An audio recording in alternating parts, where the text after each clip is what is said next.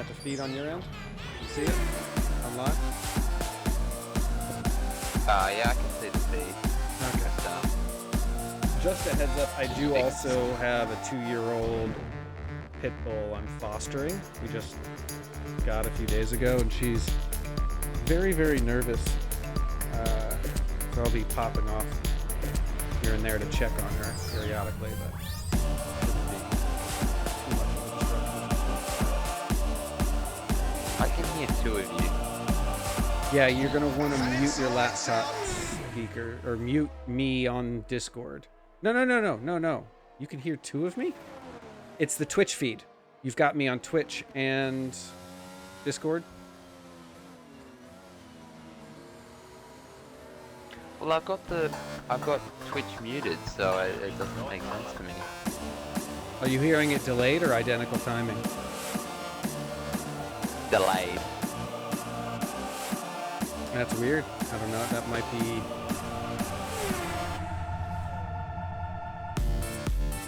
You can't hear me through the Xbox party. I don't have a microphone plugged into my Xbox. It's good now. I just took off the Twitch stream. I'm just gonna load the Twitch stream on my phone, and then that way I can just, because I've tried to run it on both, so I'm just gonna run the Twitch stream on my phone with the no sound on. Then I won't be able to hear it.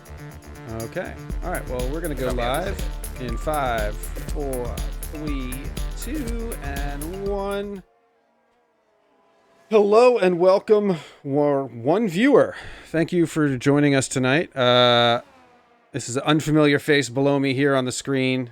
We've got Josh Man United, or Jay Norris as he's known, is sitting in for FL Racer, who has the night off. And we are in Austria. It looks pretty sunny right now, but there is some rain predicted for tonight. So that could be kind of interesting. There have been a few grid placement changes. Some drivers have had their contracts bought out and have switched teams, and we have a new driver. So it's all going to be very, very interesting. I think the big move was D-Master got moved to McLaren, but he has been having some connection issues with his internet, so he may not actually race tonight. We'll see if his car can make it to the grid.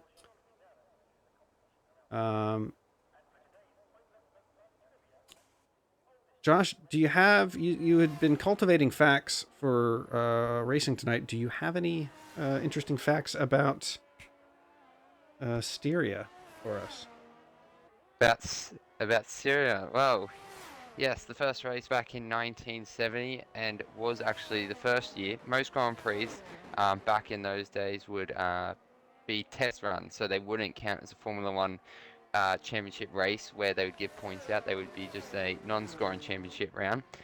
For instance, Canada was 10 years it took them to make it an official Formula One race. But Austria was one of the first Grand Prix to be considered a Formula One race straight away.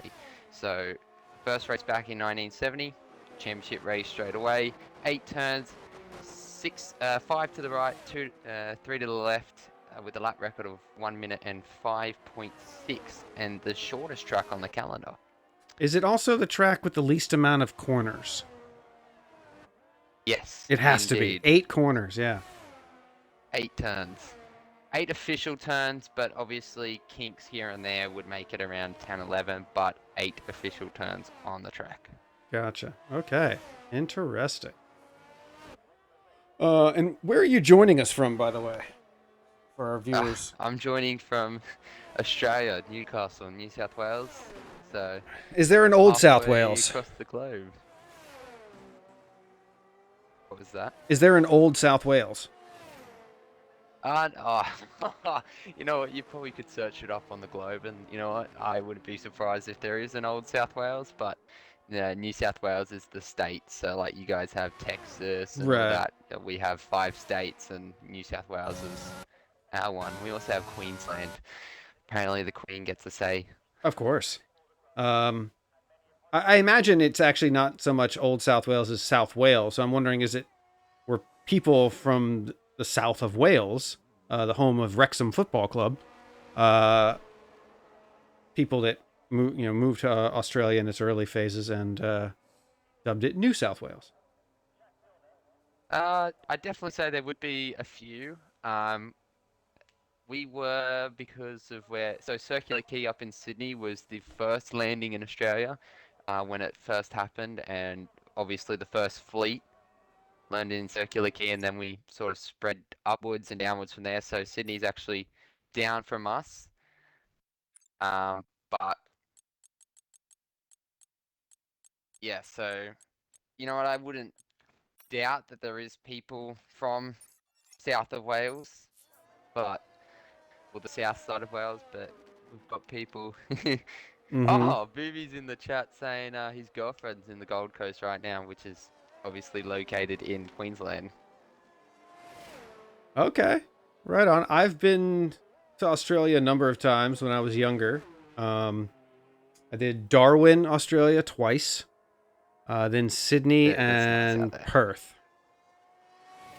All very nice places, I will admit. Out of Yeah. the three you just named, I would probably say Darwin would have been the nicest. Sydney's a bit crowded, and Perth's out in the west where it's a bit hotter, but Darwin's very nice. Darwin, well, we're talking. This was in the year 2001. Um, September 2001. I was in Darwin for 9/11 actually. Uh, Oh wow. I was in the Navy. It was my first deployment in the military, and I was out getting drunk in Darwin, Australia.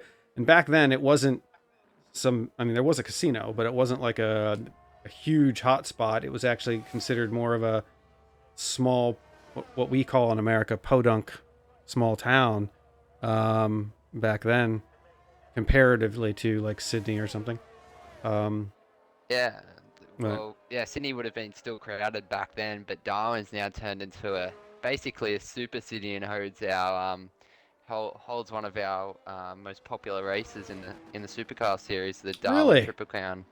Yeah, it's a big race, the Darwin Triple Crown.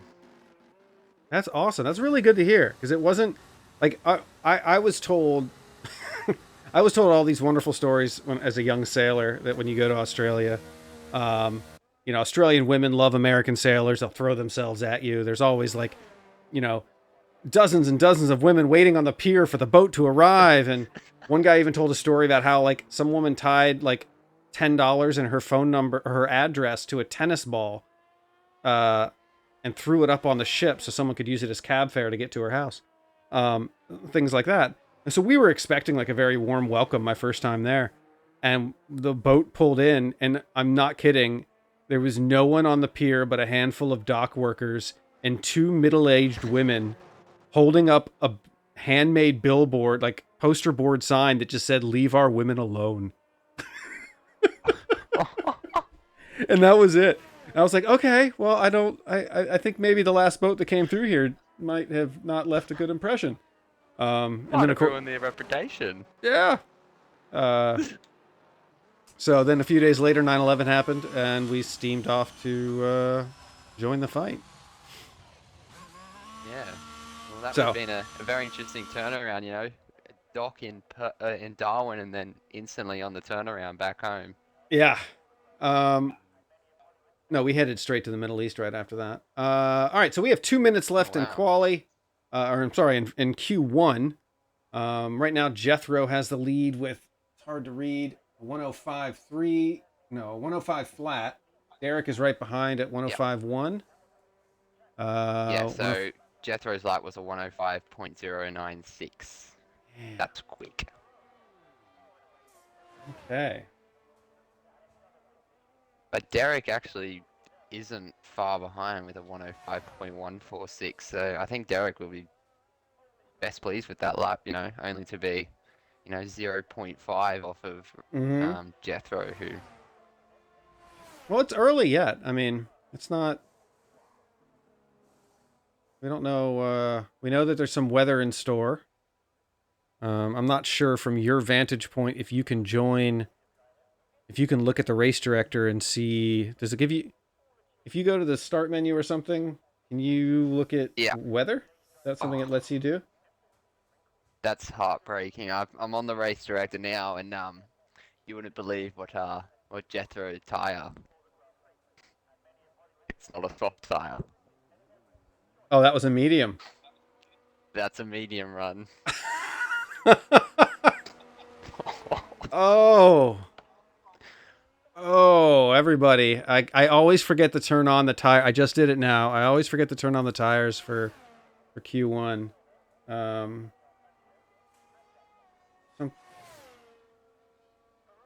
Hilo is Wow. Oh.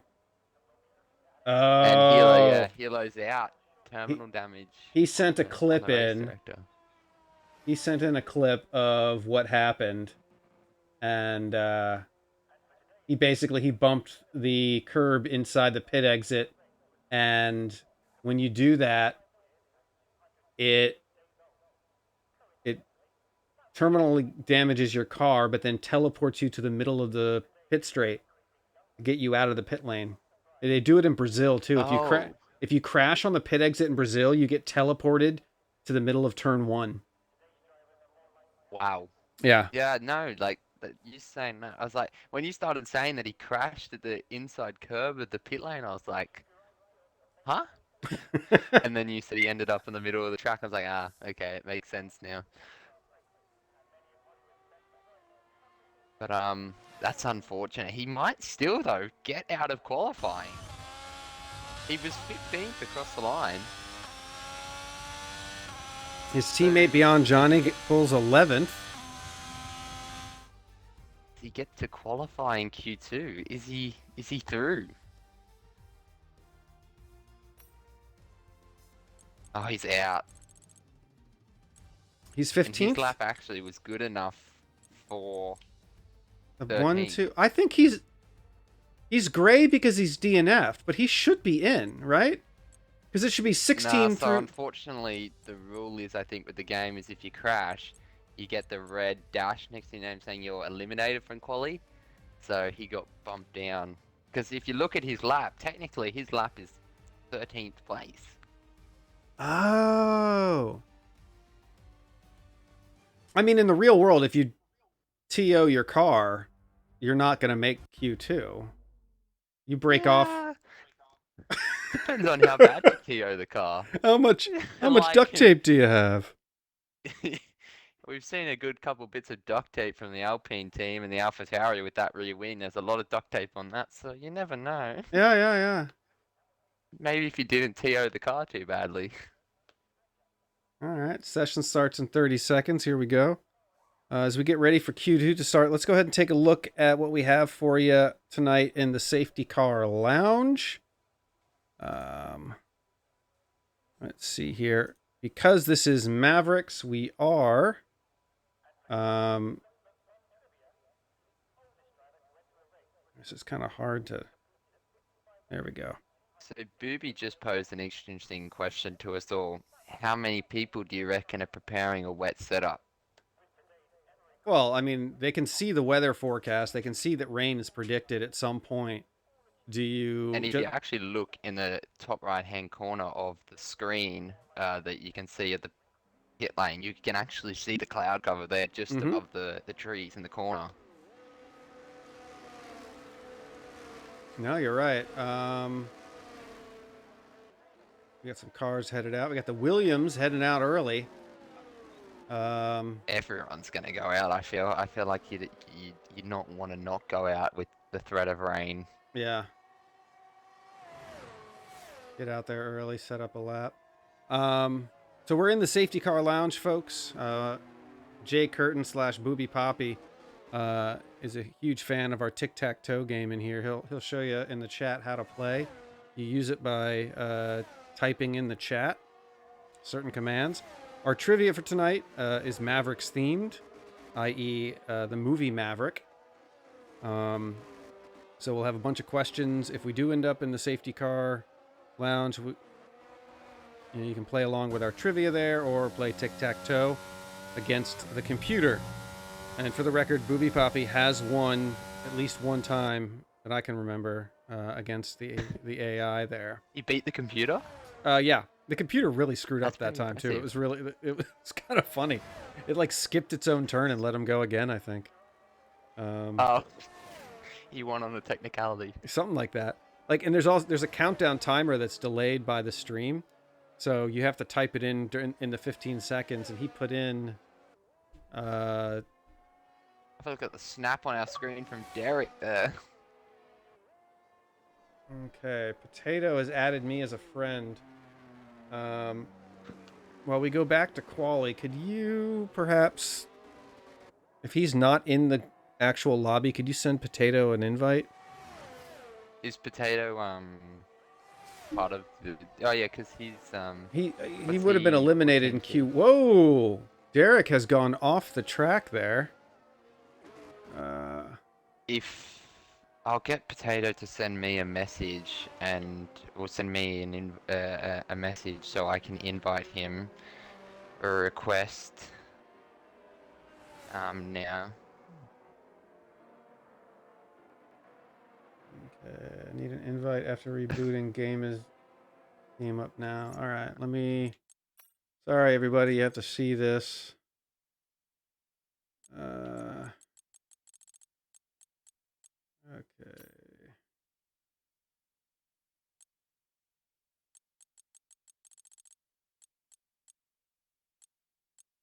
Alright. So I've just messaged him saying send me a request. Hopefully that gets through to him.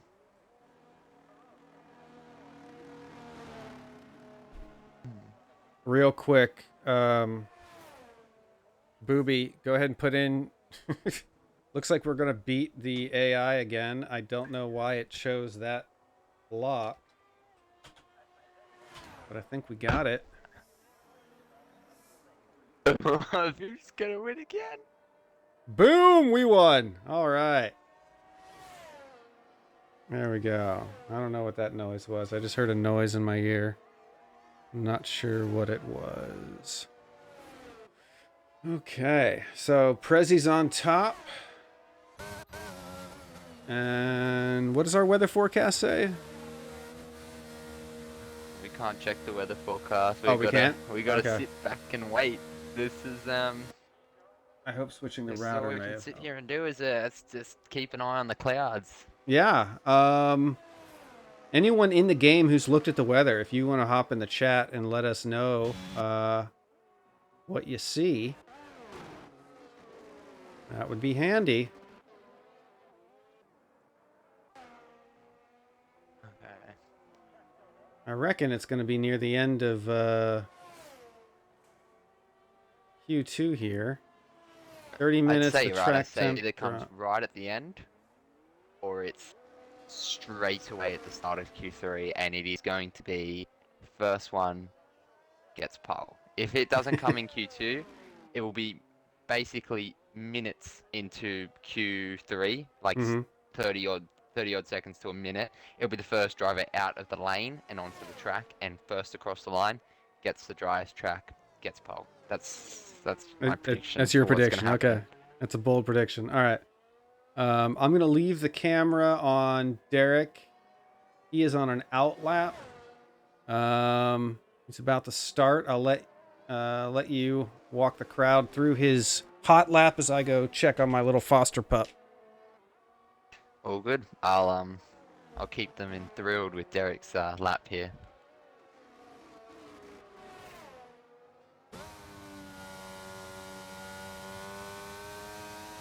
And just while we're just sitting here currently, Jethro goes to the top with a 104.8.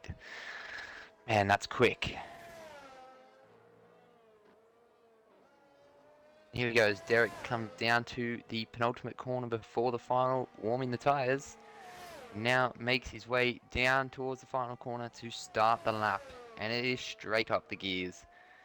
Hitting 7th, holding on 8th, and down towards turn 1. Late on the brakes, out as far as possible to the tracks without track limits on the side. Obviously using the ERS, powering down at the back straight. Now traditionally, if we're on realistic cars, the Williams would be quickest in the straight line, but harder braking, hitting 2nd gear, hitting the apex perfectly there to run down towards turn 3. Now turn 3 probably one of the trickiest of the lap. here is the late braking and then a sort of camber corner to really try and chuck the car in, grab a couple gears early. And Derek nails it. Very nicely done. Now into the middle sector. This is where the downforce is needed on this track. Most of the time it's straight line speed. Here's the downforce needed. And doing an excellent job at it, holding the lines perfectly now. We'll just wait to see what he can do as he comes towards the penultimate corner here. Flicks it in, nice and tight, stays 6th gear. Back down towards 5th, final corner, round the corner. And comes across the line to set a 105.023. A nicely done lap there by Derek, putting him up to P2 on the road. Outstanding. That was fun to listen to. Thank you. Okay, so Jethro and Derek on top. I do see a little bit more cloud cover. Prezi and P3, that's nice. At the next break, we're going to take a look at the standings currently for Mavericks. It's really exciting. There's currently a tie for first. Oh, really? Oh, yeah. There's a tie for first and a tie for third. And the top 5 drivers are within 12 points of each other. That's what we do love about this series. It's so tight. Yeah. At all times. It is. And almost everyone is in the points. Every constructor except Ferrari is in the points. Admittedly, Alfa Romeo does have a significant lead. I don't know. I mean, yeah. Come on, that is our powerhouse team. Yes. That Constructors is wise, arguably the team to beat this year, and that's what most of the competition's saying. They're the team to beat.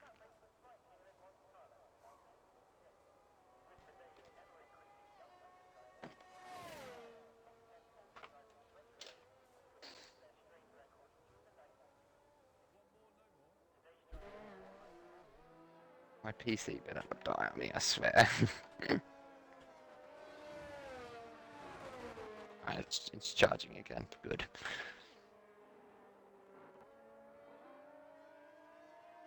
Five minutes left in the session, and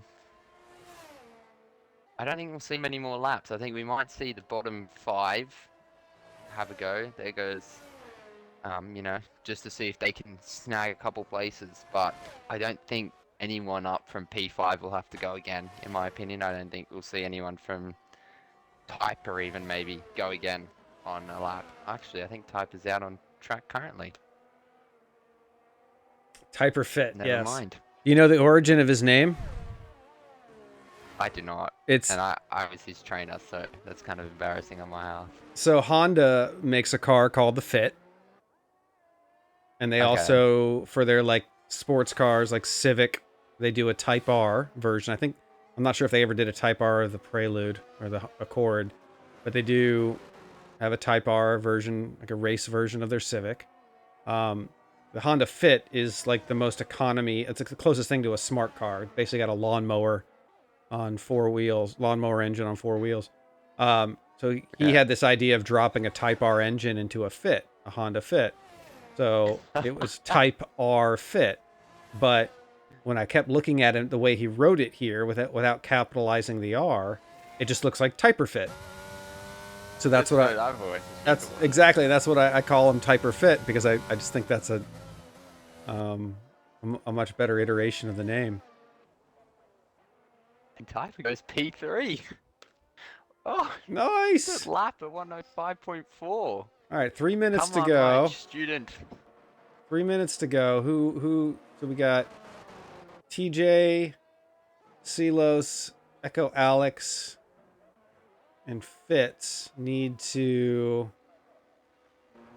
We do have an Alfa Romeo of radio on a lap here. Finishing a lap. Fastest sector 2. Okay, very good.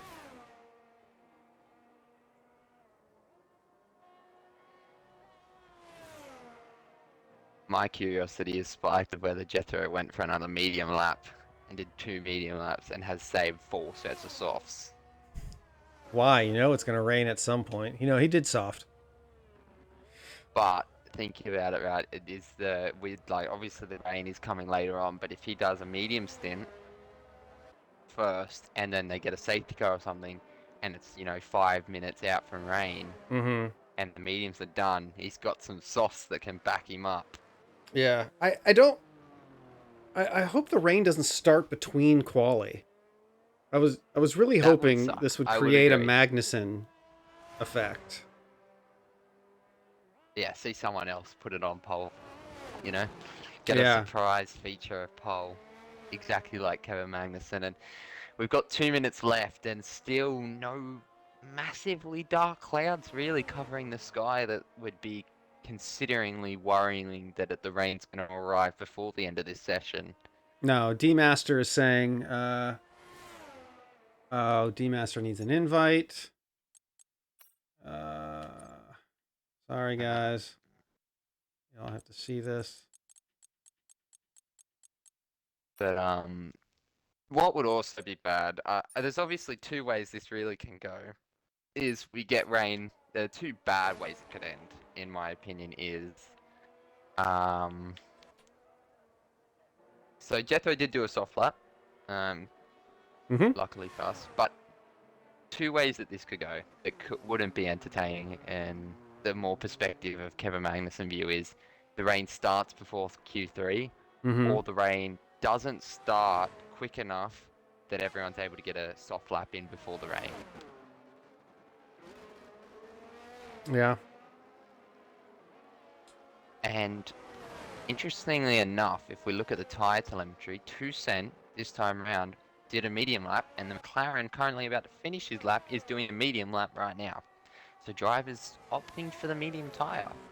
That's interesting. Why did Toussaint crash out or did he retire? He retired at about the 6 minute mark, I think the message came up.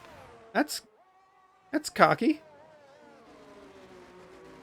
It also shows confidence. It And I does, think but as a driver, he hasn't he admittedly has had some bad luck the first 3 races. He's 2 spots what's our away argument from for retiring on track? What's the rule behind that in this league? you cannot it's gonna be like Russia 21, retire, avoid the fuckery at the start. Oh, I see what you're saying. So he wants to end up further Because back. And he's gonna be in the middle of the be- pack at this point. Um the rule about we've retiring had, on I think, track is that it's a quali ban. I think it's a severe well, penalty. I've got someone that caught red-handed retiring on track. Oh, during quali? Yeah, Oh, literally 2 seconds ago. were they literally on asphalt or they go to the grass? They were on asphalt and then retired, and then the car took themselves off the track. All right, text me that.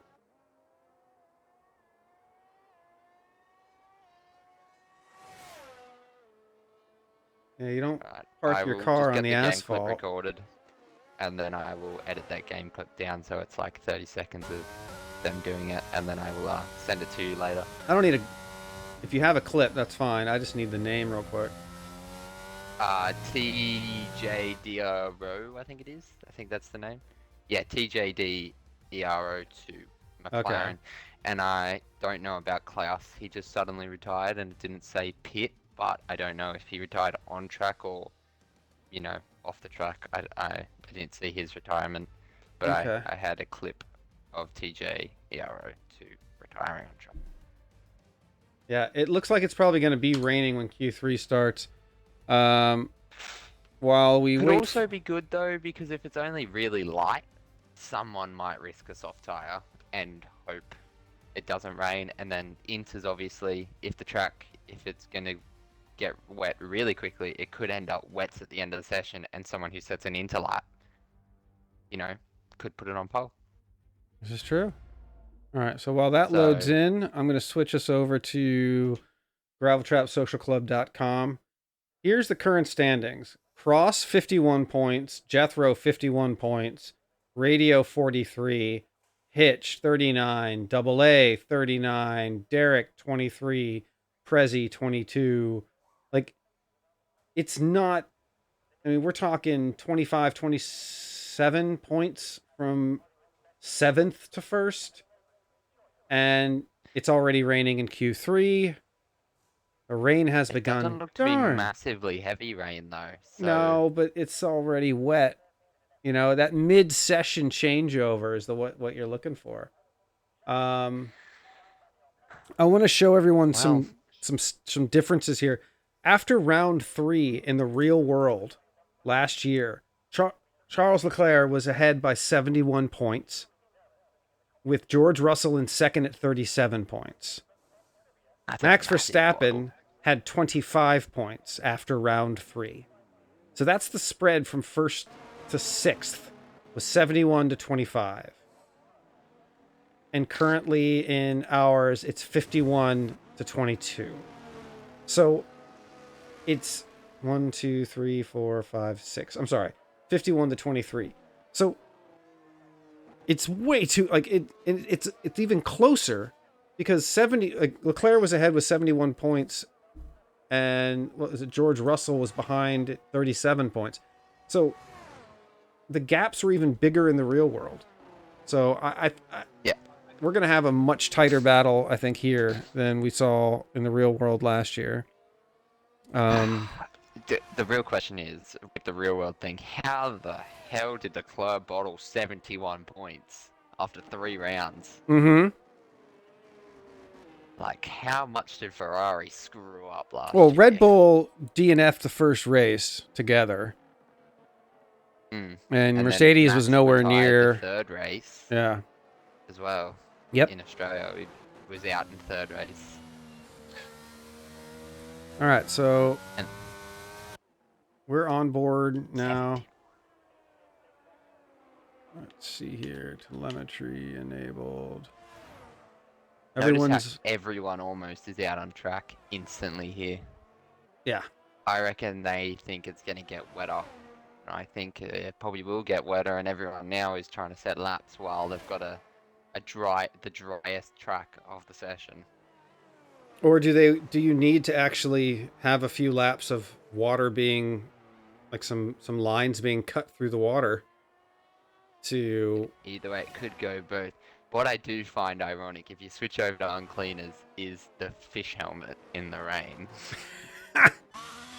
You're right. Look, we can if we use the T camera, we can actually see the fin. He looks like the guy from Guardian of the Galaxy with the fin on his head. It's just the whole point that it's raining and it's fish helmet. I didn't even. Much better. I didn't put that two and two together. That's good. So, we think because he's gone with the fish motif, he's going to have a better chance in the rain. Is that our? That's my prediction. Fish like water. So, Okay. effectively, and that is a very good start. A 112.9. That is not a bad lap indeed. Neither is a 12.2. A 12.2. Derek's gone a 12.3. Yeah. This is on. This is definitely not over because I think some drivers actually prefer wet weather driving to dry weather, and it actually does close up the pack. It's the great equalizer, as called by many commentators. Mm-hmm. But there's also going to be I think a wide gap between, like, if you aren't good in the rain, like, it's going to show. Like me, I'm not good. I hate driving in the rain. To me, it's like the most useless kind of racing. I understand the appeal. Yeah. I understand the sportsmanship behind it. I get that.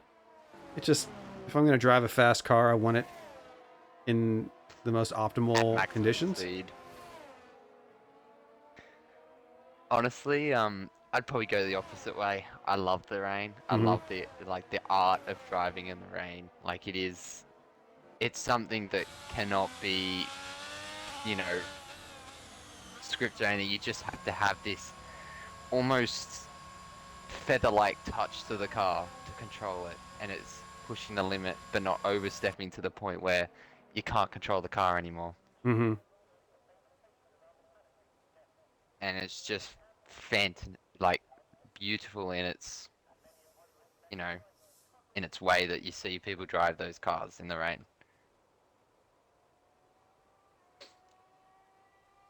You know, there's a couple laps in history that stand out to me about laps in the rain. Ayrton Senna, you know, at just how he lapped the field in the rain was incredible. You know, Lance Stroll even. That day was so surprising to see Stroll on the intermediate at the Turkish Grand Prix in 2020. Just pull it from absolutely nowhere. Is that the one where Hamilton won pole. his 7th title? 7th world title. That weekend, the rain, the ice on the track, you know, the slipperiness of it. It was probably one of my favorite weekends to watch in 2020 of all time. You know, and then Lando Norris, 2021, how heartbreaking that was. You know, but the ecstasy on the Saturday to watch him put on pole, and then the heartbreak on Sunday night. Just the rain, it brings so much to the sport, I feel. You know, even endurance races, I think they're good to watch when the rain hits, because it's like, you know, I think there's been plenty of examples where rain's hit at Le Mans, for instance, and drivers are halfway around a lap, and other drivers are just coming up the pit straight and can see it and can jump in the pits, while other drivers are stuck halfway around the track, and it's a 4-minute lap for them or 3-minute lap, and there's so much time lost in that. But so far in this session, there's still the same man leading that's led every session so far today. Derek isn't that far off. No, he's not. And I think, you know, there's plenty of drivers that, you know, will get it customized to this weather. And they'll put it on the spot when it matters. You know, we haven't seen a lap from Toussaint. We haven't seen a lap from Radio. Jethro just goes another 0.6 faster. 11.6. He's just, and he hasn't pit. He's just going around and around. So that would argue that his first couple laps were high fuel. Yeah. Which is even more scary. Jay Curtin. His fuel load is still going down. Jay Curtin in the chat is saying crazy that is Lewis' 10th win, 100th win. Oh, his 100th win. Is that a 0? What was this for? He's saying that Turkish win where he won the 7th title was also his 100th race win. Is that right? No. So the Turkish Grand Prix was his 7th World Championship. The 100th race win was the heartbreak weekend in Russia, where tears were shed. Oh, that's right. Lando almost. Yeah, that. Oh. I think I would have loved to see it because McLaren would have gone back-to-back weekends. Was that right after Monza? Yeah. Yeah, okay. So actually, think about it, right? Lando, it went Spa, Monza, Russia. That 3 races in a row. Lando was quickest in qualifying in Spa until he put it in the wall, because the session wasn't red flagged. And, you know, arguably, you know, if he had gone on to pole, he would have got pole that weekend, guaranteed. I don't think anyone was stopping him in the rain that day. That would have been 1 race win, because obviously the next day the race didn't get started. Then they go to Monza, where Daniel wins the race from absolutely nowhere. That's 2 wins in a row for McLaren. And then if the rain held off for a couple laps in Russia, it could have been 3 race wins in a row for McLaren. But it ended up only being 1 race win. Was that Spa? Is that the one where Russell got a podium by default because he was? Yeah. They just did the parade lap. Spa. Yeah. The most overrated podium I've ever seen, where Russell was celebrating like he won the world championship because he got a podium in Williams, and race didn't even get started. Yeah, well, podium's a podium, I guess. If all you get to do is qualify. I don't disagree. Who got disqualified? I'm saying qualifying is if all you get to do that weekend is qualify, then of the things you did that weekend, you came out second. Like everyone was out on track and you went second fastest at that period of time. So it wasn't a race, whatever, but you against your peers came in second place in something, whether it was a foot race because no one was allowed to drive their cars or playing cornhole or beer pong. You came in second place that weekend. Yeah. So maybe that's how he's viewing it. I'm not sure. Honestly, though, I think I would have been. Honestly, I appreciate how the FIA handled that race, even though I think they could have started it, and I think it would have made it a lot better when the rain actually hit a bit heavier. I think the cars would have been able to push the water away. Mm-hmm. But I appreciate that the FIA took concern. But I was also very interested to see what could have happened in that race because Lando's car was obviously fixed and ready to go, and he was only starting 11th. And in a race, in a qualifying set, in a race that in qualifying he was 5-6 tenths quicker than anyone. Mm-hmm. What could he have done in a race that was full of rain? Mm-hmm. So I appreciate the concern, but again, a part of me goes as a Lando Norris fan, what could have been? Right. I hear you. All right, so But Prezi is starting a lap. Radio finally gets himself up on the second row alongside his teammate. Williams is in a wonderful position. Cleaner and radio. What's that? Look at the margin between the top four. Oh, yeah. Oh, in the tier 2 race earlier. No, I'm sorry. On Monday, I believe Q2, Hilo and somebody else had identical qualifying times in Q2. Damn. I haven't seen that happen in a long time.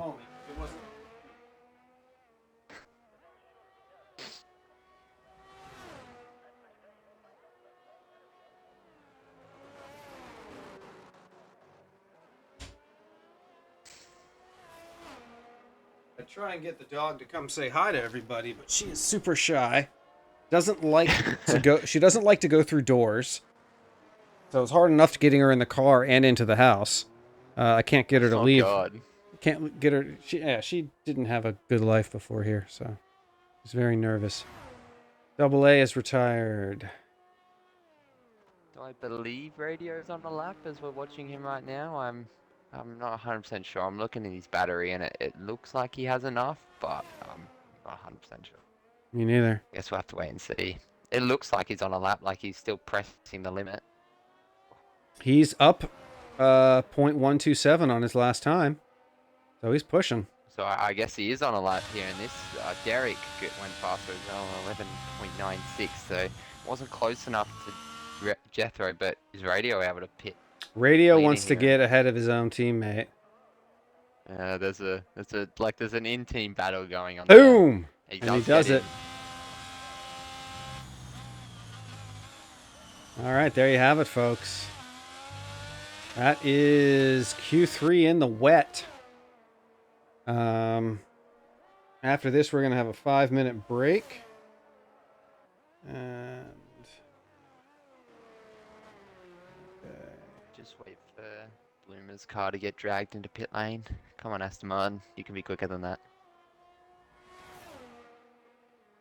But an interesting fact now that qualifying is over is 14 times the person who started on pole has won the race in obviously the amount of times that they've raced here at the Red Bull Ring. 38.9% have won from pole.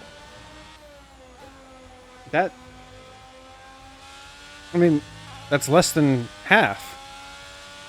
Less than half of the races. But when you think about it, if you look at other tracks, I don't think they're nearly as high as that. Okay. There's your qualifying results. You got Jethro and Derek on the first row, Alfa Romeo on the second row, Hyperfit and Prezi on row 3, row 4, Double A, Echo Alex, in the fifth row, Late Bloomer and GTSC 2 cents. Starting at the middle of the pack. All right, we're going to take a 5-minute break from the race. Josh and I will keep you entertained. and the drivers will go to the bathroom, do things they need to do. I was going to say earlier, I'm excited for this safety car quiz because I'm glad I joined for this one because you brought up Maverick, and I absolutely love Maverick. Top Gun. Oof. Love it. Okay, why is there a countdown? Did someone start the race already? I do hope not. I'm sure these guys are, there's no countdown on my screen, but Okay, I'm okay, sure these okay. guys are experienced enough to not start the race. All right, so while that's going on, um, I won't lie, I'm concerned formation lap might have been turned on. This is my first time hosting a race lobby for Mavericks, and I went through the settings line by line, but I'll have a look. Rules and oh, fights. I Formation lap off. oh good. Okay. Woo. The one thing I thought. All right, so just to recap, at this point in the Real World Series last year, Leclerc was ahead with 71 points, followed by Russell 37, Carlos Sainz 33, Perez 30. And our current series, it's 51 51, 43 39. The margins are so close. And in the champion or in the constructors, you can see here, Alpha is maximizing that teamwork angle quite a bit. And they're ahead with 94 to 78, but that's actually only 16 points ahead. So just a big 9 in front of their number or in front of their score sounds bigger than 78, but not far off. Yeah, I'm looking at that. The constructors obviously is up on the screen because I can see the Mm-hmm. stream at the moment, and that's not bad. And I think AlphaTauri today will have the chance to jump up the order. But as well as that, do we get to see the grid order? Obviously we We do. I don't. think we should. You might be We able to don't. tell us. No, we can't. Nah, I can't see the race director. That's annoying. It's annoying, but Uh, I did see though. I did take notice of fifth place, and that was Type R Fiat, obviously, yeah, the as Williams we know him. are in second and fifth. So they're actually in a really good starting position as well. And we know there's They've supposed sort to of be sandwiched yeah, the Alfa Romeos. we know there's supposed to be rain. So this looks like it's going to be one of those calls. Whoever makes the switch at the right time, those are my favorite strategy calls. Like who can roll the dice and go in late for wets or go in early for slicks and make it and pull it off. That'll be the decider there. I think the real question will be is when the rain hits, who is ready for it? Because in theory, you could be driving the race normally, calmly, you're sitting in a good position, you might be slipstreaming off someone, DRS, or you're in completely open space. The rain hits, instantly how you drive the car changes. You're Mm-hmm. braking earlier, or if you miss your braking zone, the consequences are so much worse in the rain. And this track, you can easily spin off in any part of it. And if someone isn't ready for that rain, someone could spin off and it could cause a bit of carnage, or it could cause a safety car, and then someone could be halfway around the circuit, which isn't really that long in a sense of this, but it could really cost them when it comes to pit stops. Yeah. We're gonna go in just a moment here. We got our 1 minute warning going out.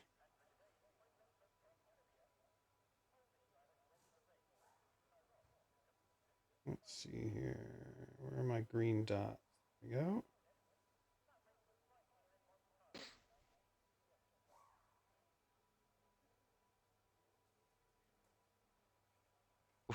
And D Master OG just said he got stuck on preset 4. I saw So that. that is Yeah. obviously the standard setup. All right. We are gonna head off to our intro and start the race here. So we'll see you guys in just a moment when we're back on track.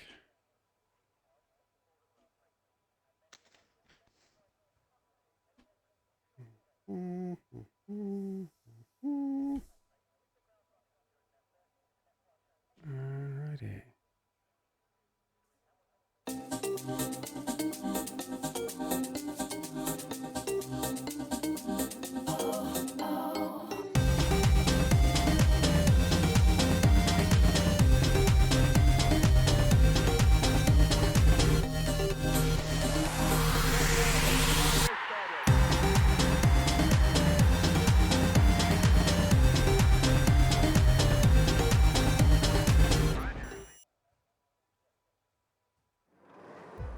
All right, we're back and we're lined up. Weather looks pretty clear at the moment. Lights out and away we go. There looks to be a little bit of a delay, but everyone's getting off the line. A little bit of tussling in the back. It's a great start by Uncleaner. Both of the alphas. Let's jump up and have a look at the tire changes quickly. Everyone on mediums in the top 10, crucially. Probably and the then smart obviously play. we've got a couple on the hards. We've got radio drops back to P5. Both the Williams hop up together. Oh, we got a little touching. Looked like radio made contact with Typer Fit.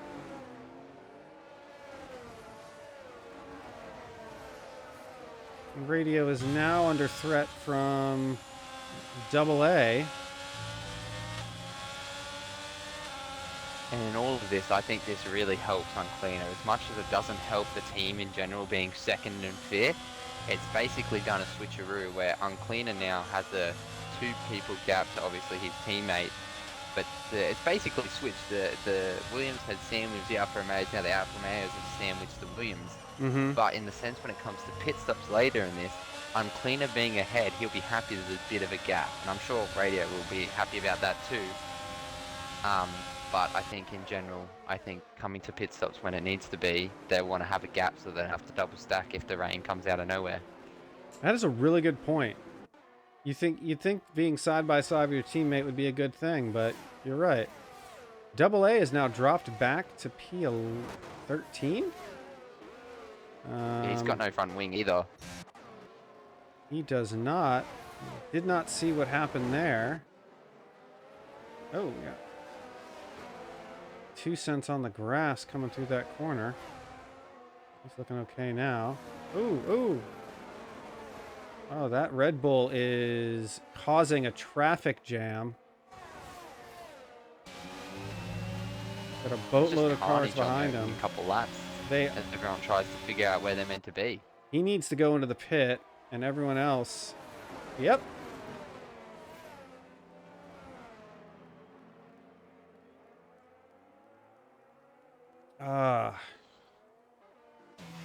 That is something they talked about right before the race. All the drivers were saying that pit entry, you need to stay to the right, and he did, I think, stay to the right.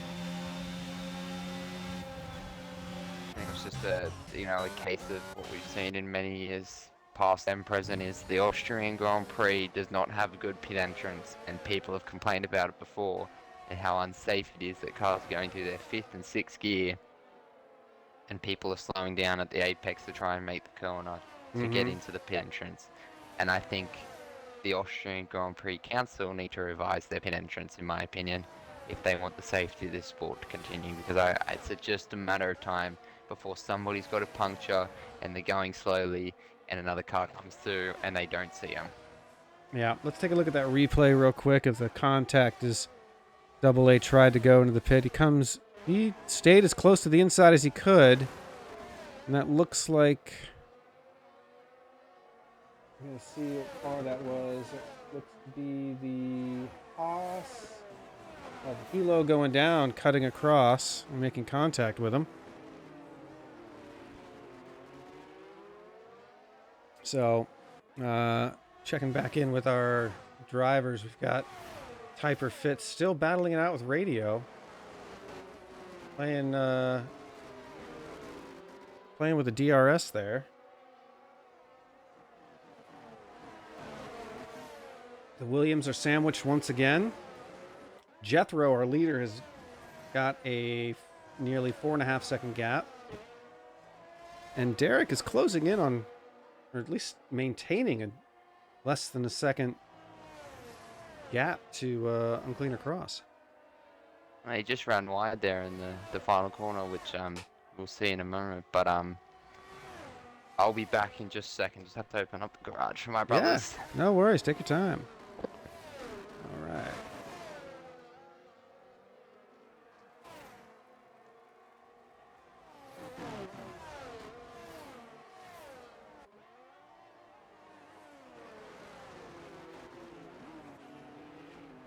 Wow. Hyper Fit is pulling quite the stretch on radio here. Meanwhile, 2 Cents, who started, I believe, 10th, now worked his way up to P6 with a lot of clean air. And D-Master, who was having some connectivity issues earlier, is now in 8th. Closing in on Echo Alex. Real quick, Potato Aim. So I'm trying to keep an eye on all these gaps here. Potato Aim closing in on Mark 7 Hitch. Hitch, who is currently tied for 3rd with Double A, his teammate. That's another thing I didn't even think to notice. 39 and 39 points respectively for the Red Bull team. And here comes this new guy, Slow Benz, making a very nice pass out of turn 1.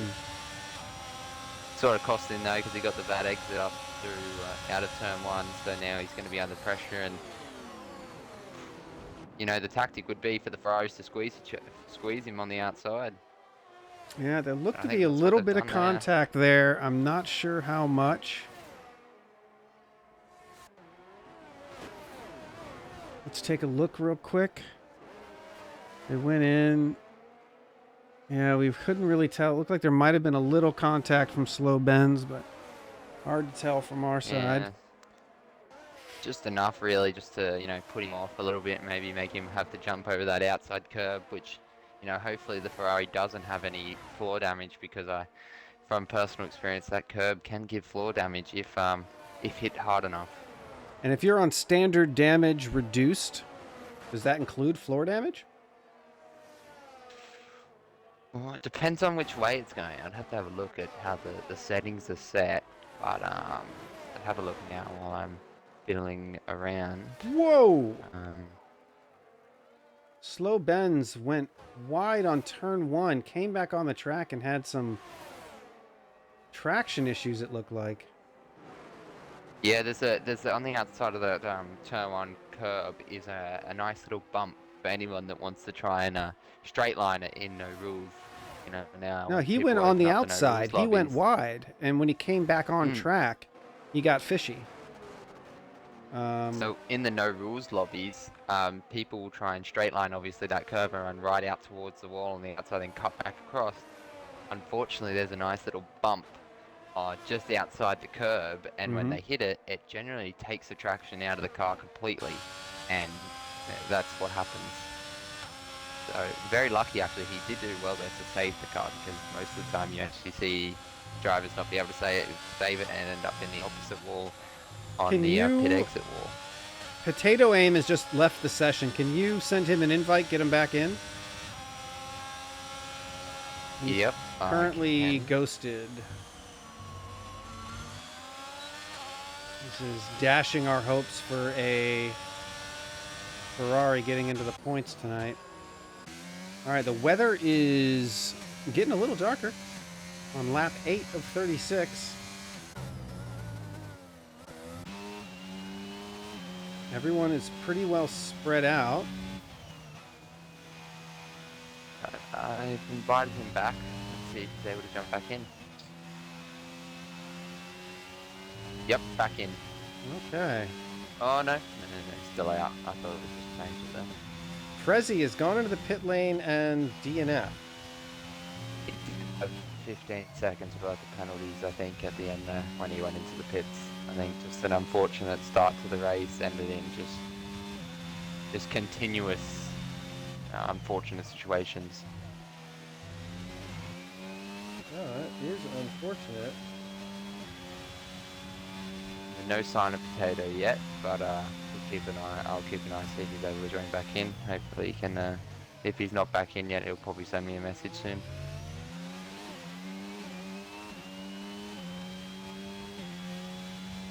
Interestingly enough, as we look towards the tyre situation, up in 8th place, the D-Master OG on the hard tyre, and now if the rain obviously is far enough away, and Potato Aim has just joined back in, if the rain is far enough away, those hards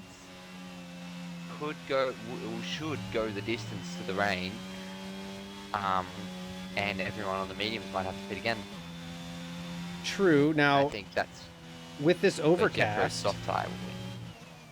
with this overcast weather, is the track temp lower and therefore tire deg lower for these mediums? Is that something the game plays with? I think it does play a little bit of factor in it. I think it's not a massive factor, but there is definitely a part factor to it, I guess. You know, the tyre wear isn't as bad, but so many curbs still, unfortunately. Like, the curbs around this track are brutal, and everyone's obviously running them to be as wide as possible, and it does take away from those medium tyres very quickly. Gotcha. All right, well, we're keeping an eye on Hilo going down as he runs up behind the Red Bull of Mark 7 Hitch. Heading into what I call the horseshoe. I'm not sure what else to call it. It does look like a horseshoe now that you pointed out. I can see what you mean. You know, I'm looking at it from. I got the track map up on my screen, and I can sort of see it. I would more call it a whale, though. The troll track in general looks like a bit like a whale. Oh, I see what you're saying. Okay, whale. Yeah, with its tail up in the air. Gotcha. I think we should find an animal or creature or organism for every racetrack, like how they found out the Vegas track looks a little like a pig upside down. Oh yeah, I can see that actually. Thinking about the track. Try and find an animal for Jeddah though. Go on. An amoeba, some kind of virus, like like the common cold virus actually looks like that. Because that was really? on Top Gear. I don't know. I'm not sure. But Top Gear had, well, not Top Gear, but when they switched to the Grand Tour and they had their new track, they called it the Ebola-drome because their track looked a little bit like the Ebola virus under a microscope. Oh, okay. I'd have to, might do a little bit of research on that and see if that fact's true. Or obviously it can't be true, but I guess it can sort of have some relevance if it looks like it. And we've lost Potato again. Yeah, that is unfortunate. You're having some connection issues. What we can say though is, luckily with the red bars, it hasn't seemed to majorly affect anyone. Everyone I'm on seems board happy with Hilo, and there is a drop of water on his camera. Another one. Is there? I'll have a look. Yep, I can see it. I've just picked it up on my screen. Rain in Sector 1. No rain though, or it's just started to rain now in Sector 2. So 11 laps in, this actually really suits the medium tyre, because the medium tyre 36 laps generally goes around 13 14 laps before you pit. So this really lines up. It just depends really on how heavy the rain comes and how quickly it will hit, because if it's there's the DRS disabled, so, and we've got some people in the pit lane. We've got a car in the pits. Oh, we got a couple cars in the pits. We've already got 2 guys out on inters, 3 on inters. Typer Fit is going into the pit now. That's first of the leaders. This is a massive gamble from Typer to pit now, because if this doesn't pay off, he's just cost himself a good position ahead of Radio. But it also takes out the factor of a double stack with Derek. So I think it was a necessary evil, or a necessary good, in a sense that Derek was past pit lane and Typer thought last minute, and I think he's made the right decision because you can see the water on the track Yeah. right this minute. And Typer only about, I will say this now, only about to the leader, about 32 seconds. So if he can gain 12 seconds on this lap, he could get ahead of a lot of drivers here because it is wet enough now. It is time for the inters. All right. Jethro's just entering pit lane now and he's struggling to get everything stopped. Oh, he sped. Oh, wait, what's the... Oh, no, it's 80. Or he's close. I thought it was 60. He was close. He was very close. Okay. Well, right now we're looking at the leader time. It still says I'm 31 gonna say, seconds I to reckon leader. Piper jumps the top uncleaner Derek and Radio. I think he jumps them all. Yeah. He's coming around the I think final he's got corner him. now. I don't think he's I got think it. he's got him here. He's I think got just the overspeed radio. he's gonna have up the hill. He is gonna have so much speed coming up the hill here that these guys have no temperature in their tire. Here comes Typo. It is going to be a race for these guys to get their tires up to temperature. But this definitely came at the right moment. Like I said, it matters so much when you pit. Yeah, Cross is still 10 seconds behind Jethro, though. I think it's purely just the fact that they all pitted on the same lap, so there was no real time game. But if you look, Typer was not 8 seconds ahead of Radio. Yeah, no, you're right. That wet undercut was a good call. So now the question is it gonna get wetter? I mean, I don't know. Or is it gonna dry again? Like, honestly, it could go either way here. Or it could stay how it is and it enters the rest of the way. But we have 21 laps, 22 laps to go. There is definitely a chance for it to get wetter and the wets may be needed. And then that's a whole new kettle of fish. Because, like, that's a different driving style. In the entirety of my time doing this, I will say that this is the first time I've ever seen anyone use kettle of fish, and I'm just really happy to hear that. That's just really nice to hear. I love it. It's a good say. I use it all the time when I'm doing something and then something changes. Derek is making some good time it's on also ironic cross. because it's raining as well. Yeah. It's raining as well. Derek is under a second to cross. You normally don't see No a lot. DRS though. No, you don't normally see a lot of overtaking in the rain, but Just depends on how much straight line speed these guys have got. Because I think the time difference you need in the wet is, I think it's around 3/10. You need to be quicker a lap to be able to look to even overtake, and then even then you need to be basically bumping them going through a turn to get a run. Essentially a bump and run. But I think now the big question is, if these two battle, what's Typer going to be able to throw in the mix? And then don't discount Radio. He's 5th at the moment, obviously, 8 seconds off the pack. But what can he do in fresh air? Because these guys obviously now sitting in the dirty air behind each other. You know, the wet, the spray, and you actually get a really good picture of the dirty air and the effect it has in the rain, because the spray emulates what's being chucked up into the air. So you can sort of see the effect. Definitely. I think it definitely does, especially in full wet conditions. You definitely see the spray. And you know, it might not show up on our view well, but the drives ahead definitely see the spray coming off, and they can see the dirty airlines and all that they're facing it. I think you might want to turn to the Williams of Derek.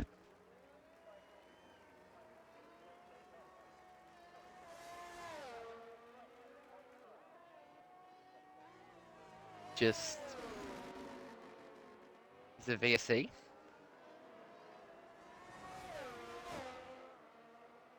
I think it has to be a VSC. I think Derek still running would mean a VSC.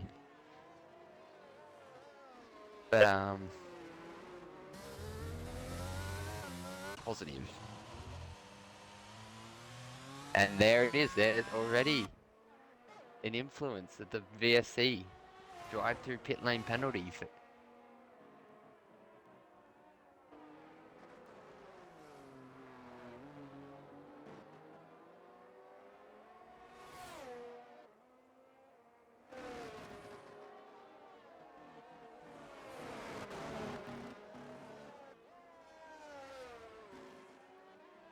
Interesting, I didn't know this. I don't know if that's a glitch or not, but yeah, I didn't know that. I always assumed it was there till the end.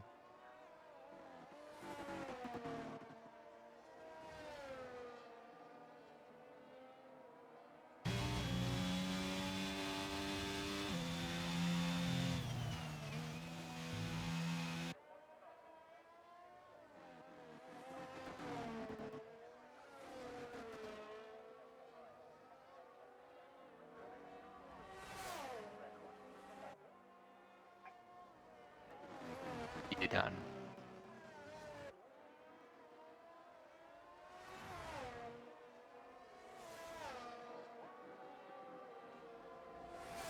But unfortunately in this game it just gives you a penalty. So Derek comes out of the pit now in P9. That's a huge blow to Williams' race today because they were looking good for points.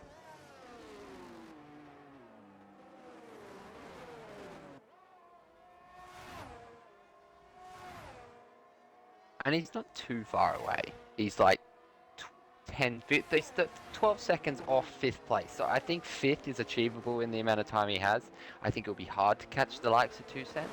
But I think Derek has the capability to get back up to 5th at least. And maybe even, you know, if a mistake happens from any of the guys at the front, maybe even radio or someone like that. Especially if we get a safety car in these conditions.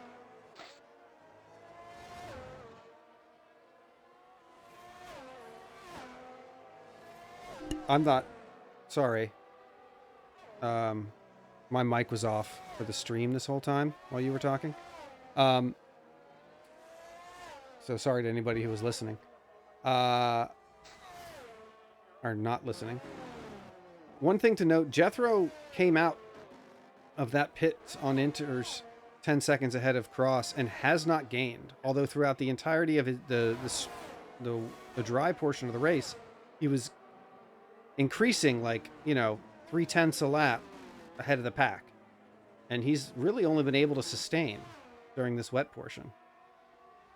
Yeah, and that shows the level of, commitment from some drivers.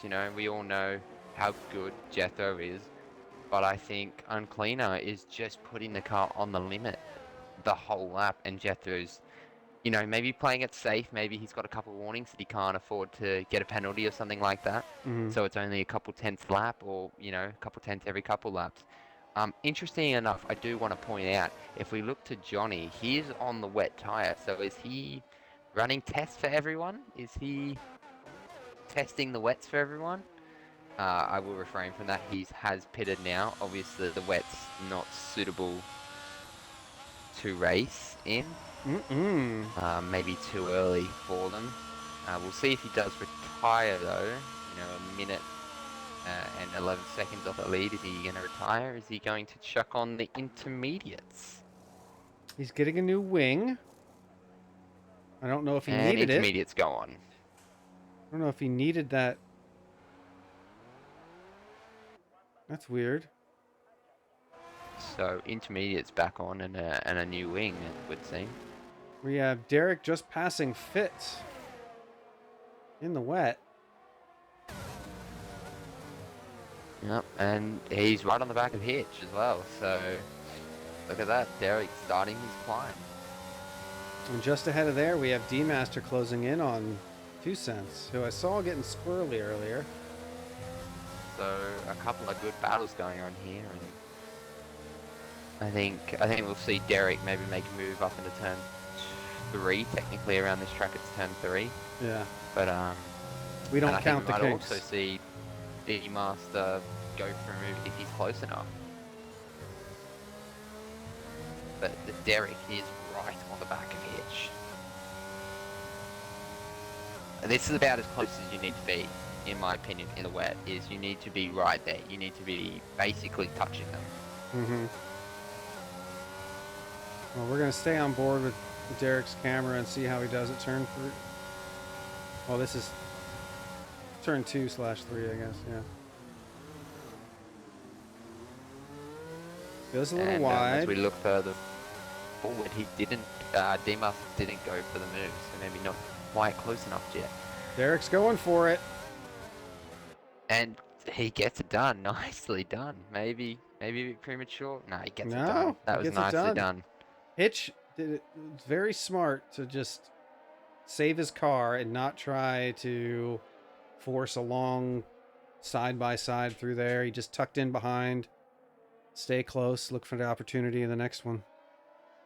I think Hitch knows that he's going to be better served tucking in behind here and watching how Derek, and that's one way to improve as a driver, I've found, is if you sit in behind the guys that are quicker, you'll learn a bit or two. You'll see how they drive, you'll see when they brake, you'll see when they let go of, the brake and start to, slowly put the throttle on, and you sit behind, you see their lines, how they take the corners, and you learn a bit, and you eventually become faster for it.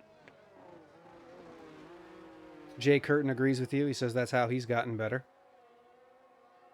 And you know what, I would say even last season when we were doing Tier 1, when I first joined the league, it was a lot of very new to me, multiplayer racing. It was my first year of multiplayer racing, and I was a bit brash at the start, and was racing how I'd race the AI, and watching Uncleaner and Radio how they race really helped sort of understand the level that you need to be close enough to make a move instead of dive bombing, because obviously the AI break a bit earlier than us multiplayer players, so you can't go for these massive dive bombs anymore.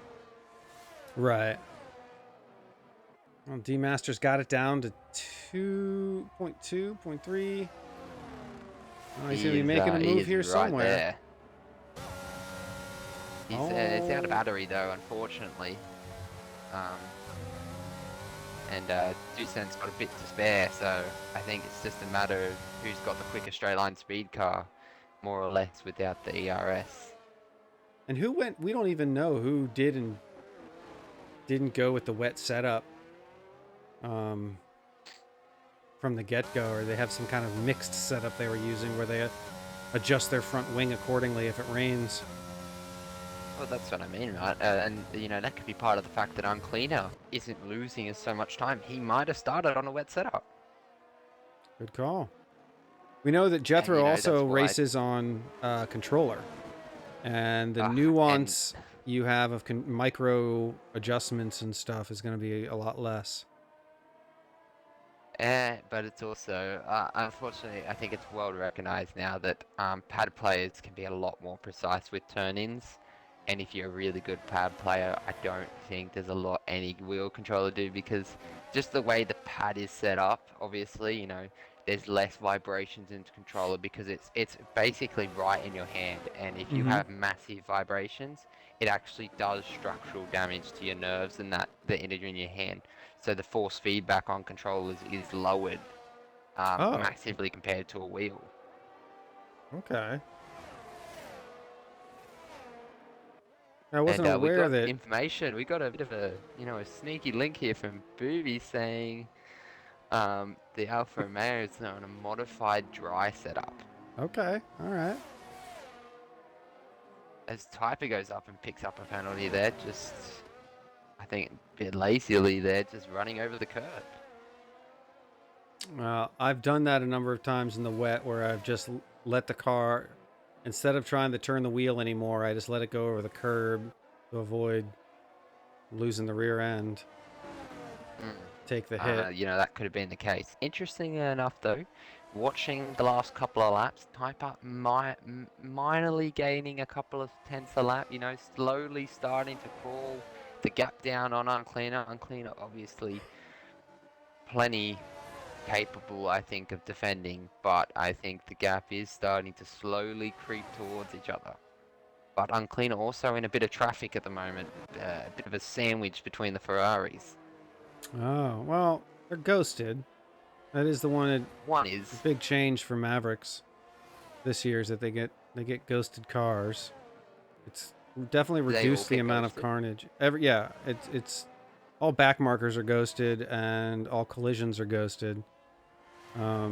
We've tried to follow esports rules as close as we could in esports setups, and they turn the safety car off completely. We have it on reduced. Spice up the race a little, I guess. Yeah, just 'cause well, I'll be honest. Part of it was we have the safety car lounge, and I didn't want to not use it. Yeah, this is true. Oh, Yellow Johnny has retired, retired. and that would be him in the pits there. Okay. And Demas has got a run on GTSC 2 cent. I think you might want to take a look at this battle because it's heating up. Yeah, coming down the straight side by side. D-Master gets ahead. Very clean. Parks it. But it's a good exit there from 2 cent. He might have a run here. But ERS has been saved up by D-Master and, you know, maybe learning from a couple laps ago where he didn't have enough ERS to overtake and this time did have the superior amount of ERS.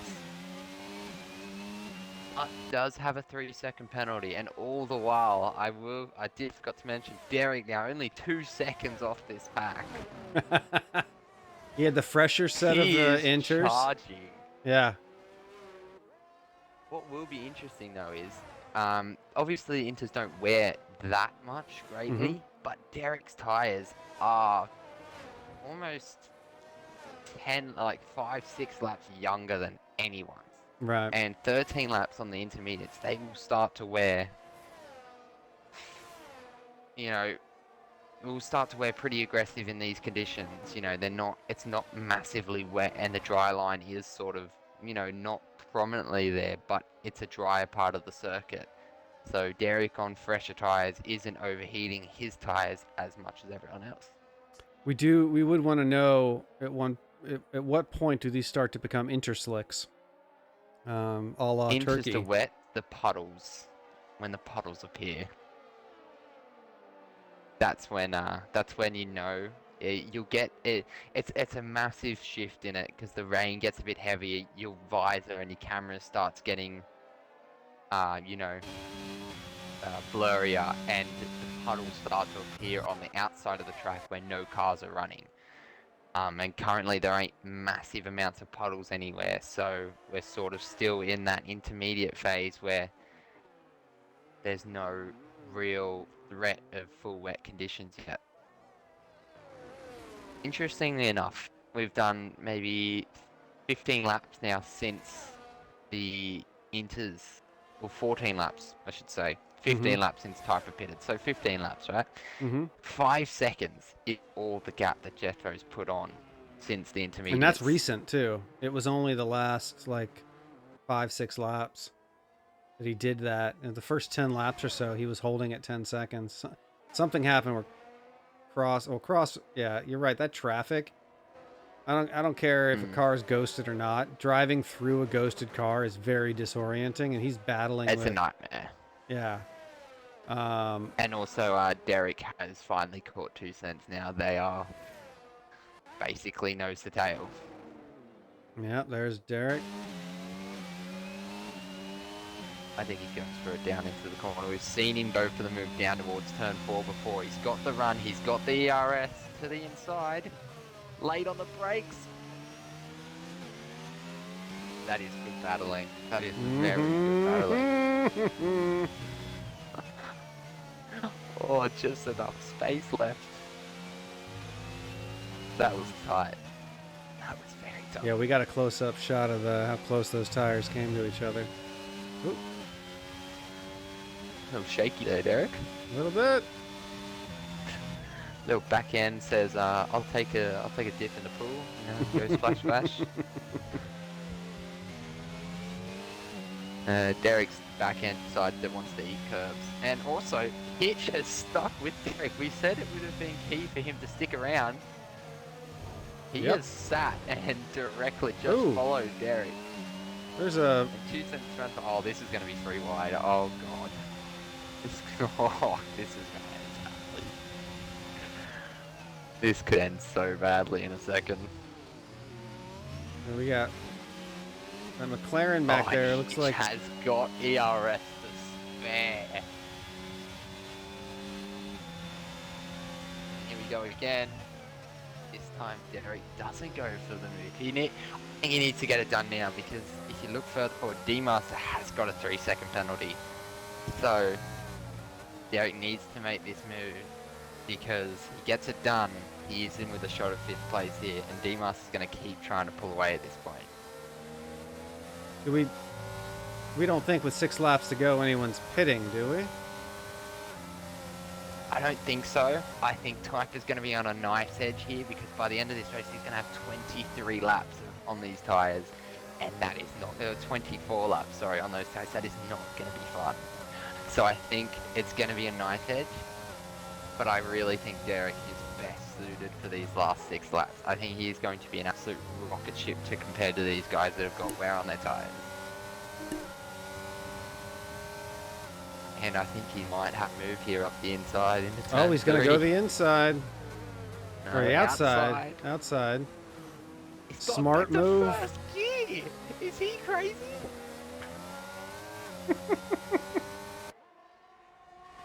Oh, he's got... Is he side? I can't tell. The camera angle's been a... Oh, Derek's... He's down the inside. He I have stuck to it. hold my hands up. That is a great battle between both of them, and then Mitch, Hitch right in the background there. Just fantastic racing. No contact, nothing, just clean overtakes. So the question is, what can Derek do in these last 6 laps? Can he get close enough to D-Master to do it on track, or will the penalties help him out? And even Hitch, can Hitch get close enough here? Because he looks rapid. Yeah. Hitch has come alive. Hitch actually has a full ERS. Full ERS? Full ERS. Yeah, Hitch is a shock here. I love those races where I forget that I have ERS. Here he goes. Say hi. He's high and by. It's not even a competition with that much ERS. If he keeps with Derek here, last lap overtake. Because I think with that amount of ERS, no one's stopping him in the straight line. Like, that is so overpowered to have full ERS, basically. Like, and the guys ahead of him have nowhere near the amount. Interestingly enough, Radio 5 seconds away from Typer. Typer with the 3-second time penalty. Radio without. So again, that's another battle that's going to play into account. Can Radio gain those last 2 seconds? And meanwhile, Derek has actually fallen further back than, than he was before. So has Derek used up the tyre trying to gain? Perhaps. Why are we looking? There we go. Camera was stuck on somebody. Okay. The cameras are silly like that. Oh, Hitch is going for Derek. Hitch has got to run. Yep. Going for the inside. Outside of that. I'm sorry, outside. Much better than the inside. Derek's run wide. Oh, this is done and dusted. See you later. ERS activation. Yeah, this is wow. Derek must have set this car up for straight line speed. That is ridiculous. Hitch has used basically half his ERS there and got nowhere near Derek. But all the while they do this, D-Master pulls further away.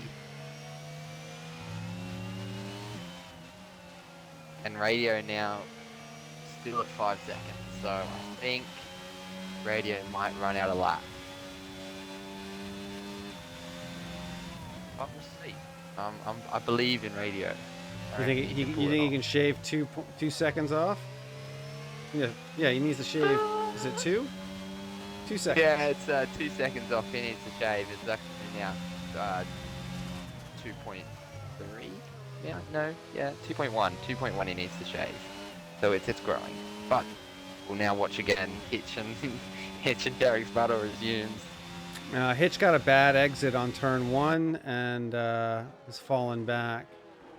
Crucially, though, Derek has put the gap down to 3.3 seconds between him and D-Master. So Derek is powerhousing towards D-Master here. Just focus on... He doesn't have any battery left. He just needs to focus on consistency the next 2 laps. And he only needs 2 laps, realistically. He's done. He's got it. He needs to just maintain this. D-Master is hurting. Here's the predicament. If Derek's gaining this much a lap, will he catch the back of D-Master by the end? And if he does he go for the overtake? Or does he sit behind and hope Hitch doesn't hang on and go for a move? Because with them being in that 3-second margin, it doesn't matter anymore. They're in the gap. No, you're right. Hitch has nothing to lose.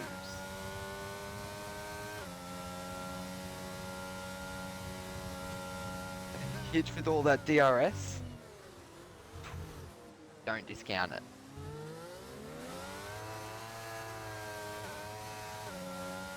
And still no heavier rain, so I think it's going to stay inters for the rest. Just 2 laps to go. I would have thought it would have dried out by now, to be honest. Well, I did set up the weather. It's rained in Austria. It's just continued to rain. Austria is actually around the Styrian Hills. It isn't too far away. It isn't far away from flooding at any point. We've seen plenty of times that session 1, and that's cost him, because that's now going to put him even behind, almost behind 2 cent actually. 2 cents could. He could snap this up. All right, we're starting the final lap in about start the final lap. 10 seconds. Oh my god. Let's see. And Radio is still, unfortunately, 5 seconds back. So I think Typo, if he can drive one more lap consistently, 2 cents has fallen too far back. He needs 2 cents needs to shave 1.5 seconds off. No, it could be a mistake here from any of them. So and Derek has run wide a couple of times. He couldn't be too far away from potentially running off the track as well and gaining another penalty. Yeah, D-Master even still is on 5 lap older tires. It's incredible to think that the tyre difference is almost 5 laps between Hitch and Derek, and Hitch is still sticking with Derek. And yellow flag in sector 1. And we just got a Alpine going slowly, just fixing themselves up again now. Right, last lap.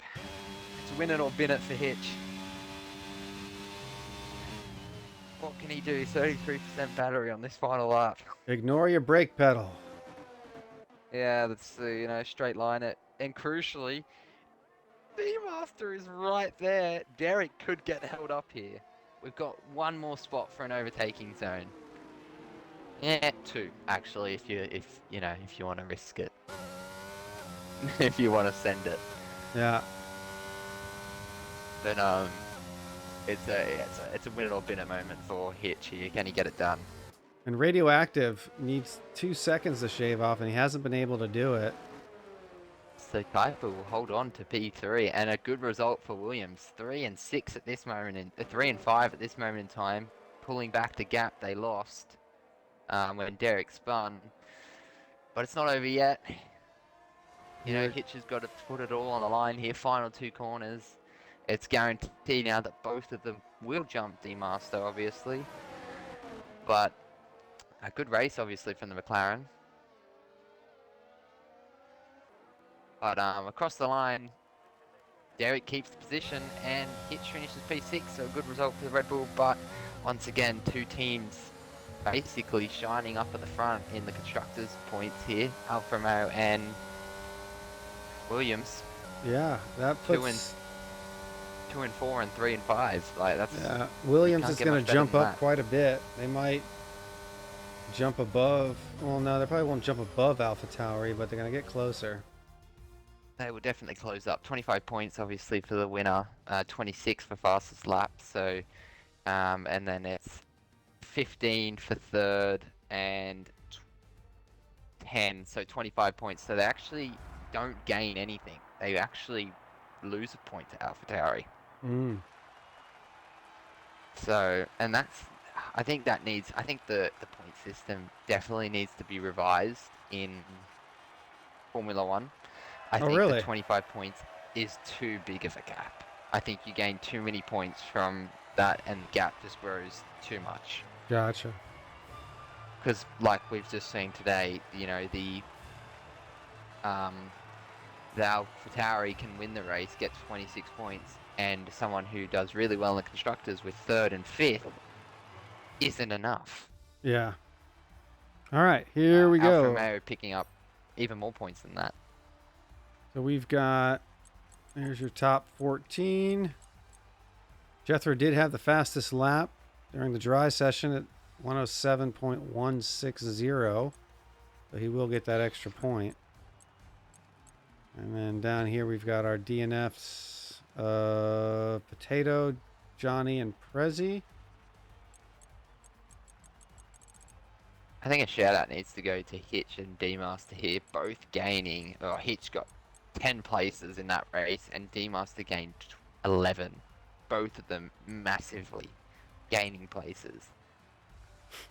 And then the new guy, SLL Ben, gaining 8 as well. So I think massive gains across the pack. And very clean racing. From a first timer that hasn't been here before, and he shows up. Very clean racing, good overtakes. Impressive. So let's take a quick trip over to our current standings. So Jethro's going to hop on top over Cross there. Hitch, good damage control. Derek and Typer fit. Better results. This is something that I will say, and I don't know if anyone's actually going to see this when they watch it on the replay. So please, if you stick around for this. At this point, we're 4 races into a 20 race stint. Where you are on this leaderboard is pretty much kind of where you are. Not this leaderboard, but check in 2 days when it's updated. After 4 races, where you are on the leaderboard is kind of your litmus test, kind of your baseline. Your goal for the rest of the season should be to try and, if you were in 5th or you were in 8th or 12th, your goal by race 20 should be to finish on the leaderboard higher than where you are now. Don't judge yourself by, I want to get up and, I want to, win this whole championship. Or if you focus on stuff outside your reach, the incremental, the adjustments and the improvements that you can make, I think you're going to set yourself up for a little more aggravation than you need. So, great job from everybody. Please give a round of applause to our guest commentator, Joshy, the Aussie. Thank you very much for joining me tonight with all your wonderful insights. And we will see you on Monday. Let's check in here on the calendar. Canada. Canada also in the wet. Not quite sure exactly how much wet. Let's check the calendar here. Double wet races, back to back. I think maybe a wet setup might be needed for Canada. Canada 2011. That's the pinnacle of Canadian racing, right? Hmm, 4 hours, 4 minutes, and 39 seconds. Jeez. That's why the 2 hour rule was invented.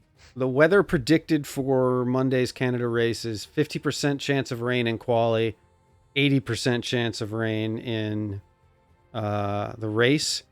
Generally, if you know how these weather forecasting things work, when it says 80% chance, it means 80% of the sky in that region is covered by rain clouds. So that's why they say you have an 80% chance of rain in your area when you look on these weather apps. So that's kind of what the rule we go by. So basically, interpret that as 80% of the race will have rain likely. So could be mixed, could be all of it, I guess. I don't know. We'll see. But any parting words? One coming up next week. Oh, definitely. Any parting words for or interesting facts about Austria for our viewers? Well, contrary today, unfortunately, we didn't get to add a statistic today, but Red Bull at the Red Bull Ring obviously have won 5 times, but McLaren and Mercedes, the most successful, with 6 times winning the race. AlphaTauri pick up their first ever win around the Austrian GP circuit. Tonight, you mean? You're talking about tonight? Yeah, tonight's race, obviously, AlphaTauri's first ever win around this circuit. Well, Jethro, you can be proud of that. We'll see you all next week.